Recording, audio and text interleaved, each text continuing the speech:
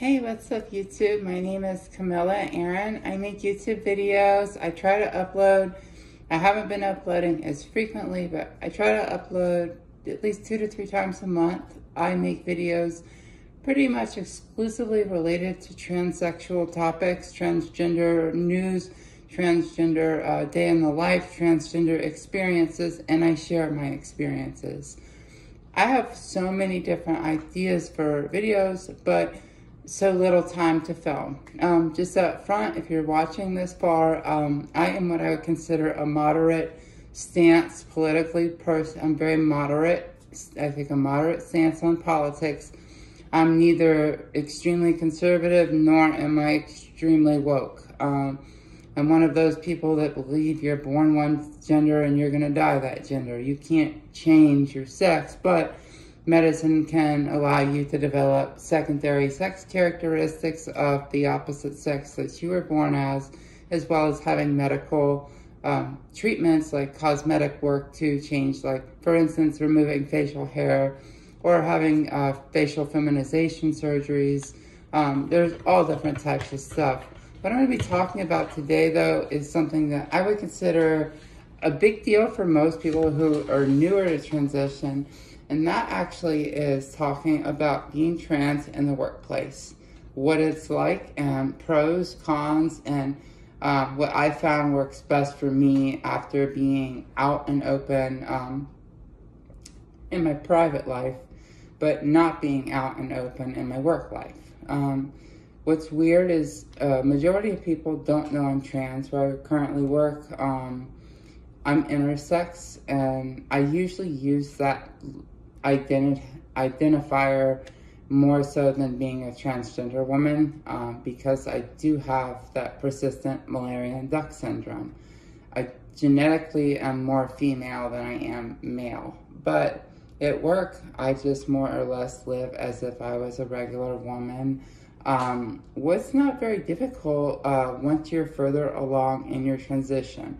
But first, I'm going to talk about the downsides of being trans at work, or what I should say, being obviously trans at work. So if you're very first start of your hormones, or you're even pre-hormones and you're a trans woman and you have short hair, look like a guy still, it's going to be difficult for you to get hired if you're trying to use she, her pronouns and a preferred name. You haven't legally changed it. So if your name was John, you're putting on that application John, but you come in with a preferred name.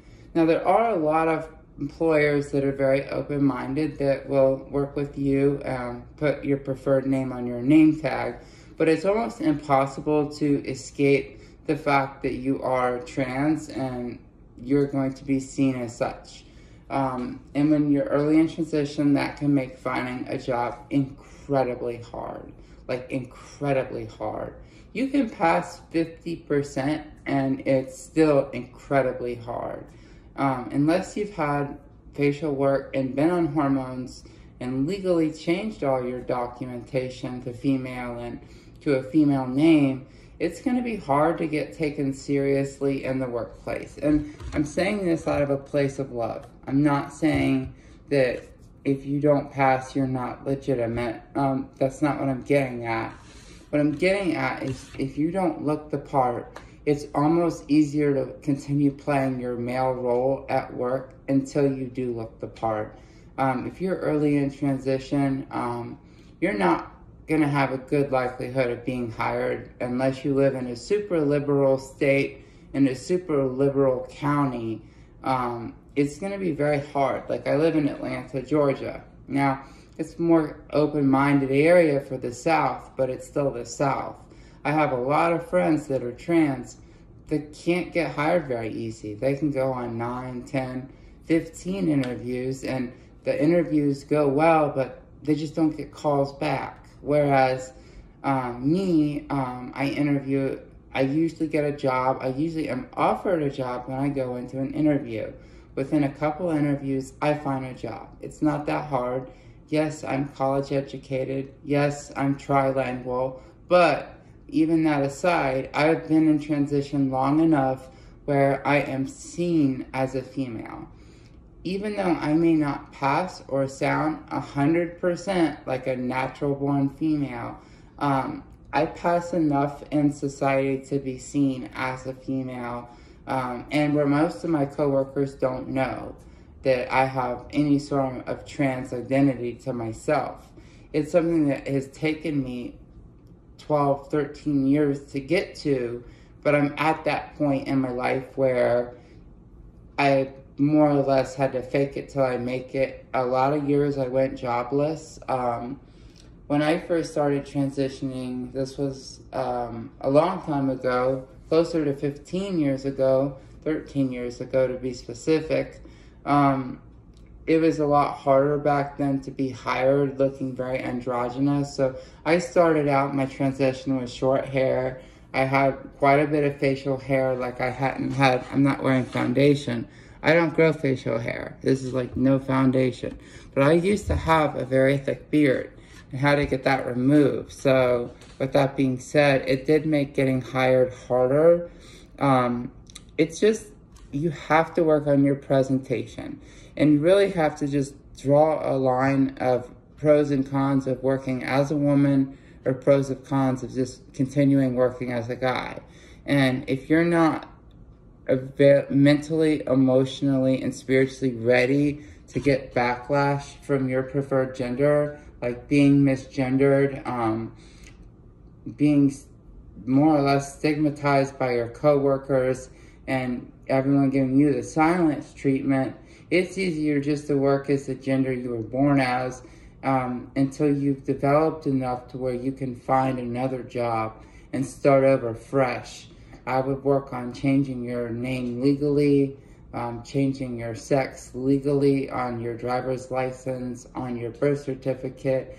Work towards these things, work through your hormone replacement therapy, work with your doctors, of course. This is not medical advice. This is me running my mouth and sharing my experience. I will say that there are a ton of employers that you can pass 5% and they'll be happy to hire you.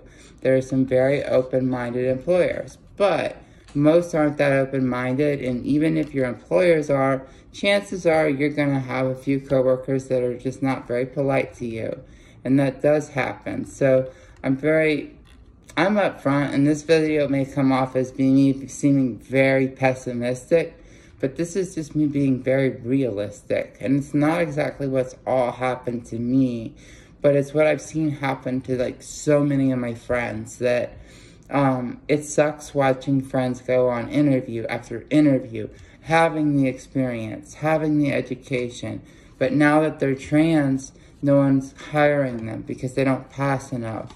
And it comes down to a fine line of either you pass well enough to be accepted by certain companies or you don't. And you do not have to pass 100%. I always say, if you pass at least 75%, you're golden. You're gonna get good treatment overall. Even though people can tell you're trans at that 75% or better in passability, you're gonna get gendered correctly regardless if your coworkers know or not, because you look like you've come so far that they do see you as a woman for all intents and purposes. Like for me, I'm sure I have plenty of coworkers that know, but it's never been brought to my attention. Never, not once. And I've been with the company I'm with for 5 months. So it's like, I mean, the whole thing is, the whole purpose of this video is to tell you, you do not have to pass 1,000,000% to get a job. But you are going to face discrimination, and unfortunately, it should not be illegal, and it's not legal, but it does happen. And they will find a reason to hire someone else over you if you don't fit what they're looking for, or if they're like a company like Chick-fil-A, more Christian-oriented company. They're actually known for hiring gay people specifically, but trans people have become the new gay. Back in the 2000s, gay marriage, it wasn't legalized. It was the hot topic of LGBT stuff. Now that the gay people and the lesbian people have gotten their marriage rights, political activists are taking over and attacking the trans community. And I get why. I mean, it's gotten so woke that it's hard to relate with. And I don't believe children should be involved in this. I don't believe that you can actually change your sex, but I do believe that you can live as the gender that you identify as. I believe that I live as a woman. I may not genetically be a woman, but I get the day-to-day life experience, the pros, the cons, the goods, the bads, and everything in between. I get to experience that. And if you work hard in your transition, you will too. Gossip occurs. I learned the #1 rule: don't tell anyone at work. Even if you assume they can tell just by looking at you, don't talk about it at work. Keep your trans identity to yourself. I know it's easy to be proud, and it's something to be proud of. It's great to be proud of yourself. I'm proud of myself, but I live in the South, and I live in an area where that's not so acceptable, and I'm not in a position where I can afford to lose that job. So it's easier for me to just keep my gender stuff to myself, and it's worked really well so far. I've gotten misgendered one time since I started there. So, I mean, and I've interacted with literally thousands of customers. So 1 out of a few thousand people, that's not bad. I'm not complaining one bit. I wish you all the best of the luck in your job searches. To my fellow trans friends and viewers, you will find that job, and just know if they don't hire you, they're not worthy of you. They don't deserve you. If they're not happy with the way you look and sound, and they find a reason to go with someone else, even though you're qualified, you know that you deserve better. They didn't deserve you. And when you find an employer that deserves you for who you are, you're going to be much happier. I'm very happy with my job. I feel valued. I work really hard. It's something I put my heart into. I love it very much. And that's very rare. So I'm holding on to this job. Until next time, if this video helped you, I hope it did. I'm just kind of rambling on about my experiences, but I do hope it helps. Feel free to comment, give this video a thumbs up, and subscribe. All of that helps my algorithm and helps me to keep making these videos. Until next time, bye-bye.